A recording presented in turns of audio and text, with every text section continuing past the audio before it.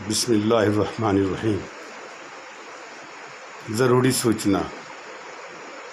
मैं आबिद अनवर उर्फ़ अबीरो,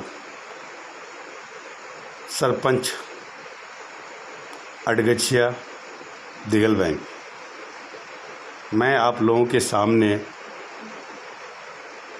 ठाकुरगंज विधानसभा प्रत्याशी मीम प्रत्याशी महबूब साहब के बारे कुछ उनके बैकग्राउंड को खंगाल कर आपके सामने लाया हूँ, जो आप सुनेंगे तो दंग हो जाएंगे।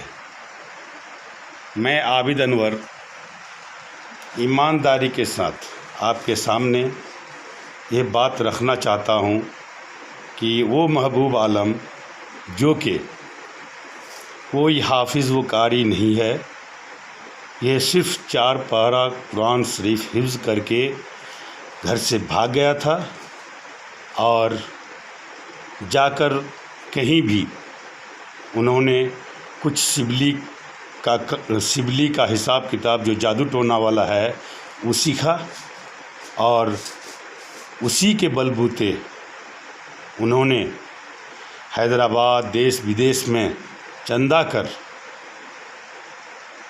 किशनगंज में अपना मकान बनाया और प्रॉपर्टी डीलर यानी ज़मीन की दलाली का काम शुरू किया। और ख़ास बात यह है कि जनाब महबूब साहब जिस गांव से हैं उस गांव का नाम बस्ता है। वहाँ उनकी आर्थिक स्थिति ऐसी थी जो 20-22 साल पंचायत टर्म के बाद जब इलेक्शन हुआ तो उन्होंने सरपंच के पद पर इलेक्शन लड़ा, जिसको हार गया। आज के डेट में वो हमारे रहबरों के ज़रिए और जनाब असदुद्दीन अवैसी जो कि हैदराबाद से हैं, आप जानते हैं, वो उनसे ताल्लुक़ होने के कारण और हमारे अख्तरुल ईमान साहब जिनका दूसरा नाम अख्तरुल बेईमान है, उनकी मदद से अच्छा खासा रकम देकर उन्होंने टिकट हथियाया। और एक ख़ास बात ये भी है कि उन्होंने आज से 2 दिन पहले दिगल बैंक दौड़ा में करवामुनी पंचायत अंतर्गत करवामुनी गांव में कुछ मोतबर आदमियों के समक्ष, जिसमें हमारे पंचायत के कुछ हुफ़ाज़ कराम भी मौजूद थे, उनके सामने उन्होंने इकरार किया कि मैं पैसों की धूल उड़ा दूंगा। और जब उनसे सवाल हुआ कि पैसों की धूल सिर्फ़ अपने क्षेत्र में नहीं उड़ाइए, हमारे इधर भी पैसे की ज़रूरत है, इधर भी पैसे उड़ाइए, तो उन्होंने कहा कि 10 करोड़ तक मैं दिगल बैंक में खर्च करूंगा। हमको लोग नहीं जानता, हम शुरू से